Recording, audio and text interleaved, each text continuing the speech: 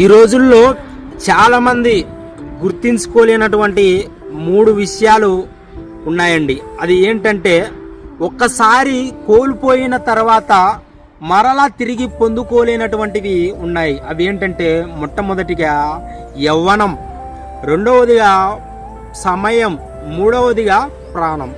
ఈ రోజుల్లో చాలామంది యవనస్తులు ఎంతోమంది ప్రేమ అని, దోమ అని, త్రాగుడుకు బానిసయ్యి, వ్యభిచారానికి బానిసయ్యి, జూదానికి బానిసయ్యి, అనేకమైనటువంటి వ్యర్థమైన వాటికి, చెడిపోయే వాటికి సమయాన్ని, యవనాన్ని వృధా చేసుకుంటున్నారండి. ఎంతోమంది చెడిపోతున్నారు, ఎంతోమంది నాశనం అయిపోతున్నారు, ఎంతోమంది జీవితాన్ని వృధా చేసుకుంటున్నారండి.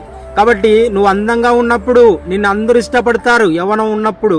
అదే నీ యవనం పోయిన తర్వాత ఇష్టపడతారా? ఇష్టపడరు.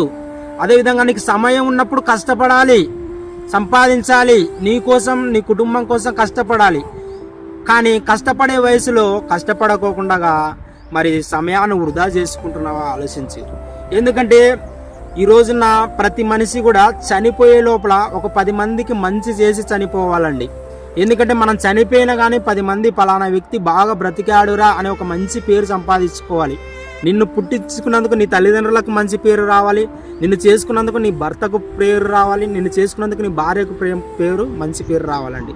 కాబట్టి ఒకసారి కోల్పోతే తిరిగి రానటువంటి యవనాన్ని, సమయాన్ని, అదేవిధంగా మరి ప్రాణం తిరిగి రాదు. కాబట్టి బహు జాగ్రత్తగా కాపాడుకోవాలి. ఎందుకంటే దేవుడు అంటాడు, దినములు చెడ్డవి కనుక సమయాన్ని పోనీయక అజ్ఞానుల వలె కాక జ్ఞానుల వలె సమయాన్ని సద్వినియోగం చేసుకో, సమయాన్ని కాపాడుకో. సమయం ఉన్నప్పుడే కష్టపడు, సమయం ఉన్నప్పుడే నీ కుటుంబాన్ని ప్రేమతో చూసుకో, సమయం ఉన్నప్పుడే నీ జీవితాన్ని, నీ యవ్వనాన్ని కాపాడుకొని మరి నీ ప్రాణం ఉన్నప్పుడే అందరితో మంచిగా ప్రేమగా బ్రతుకు. అనవసరంగా వ్యర్థమైన వాటికి సమయాన్ని, యవ్వనాన్ని వృధా చేసుకోవద్దు. ప్రాణం ఒకరి కోసం ప్రాణం తీసుకోవద్దు.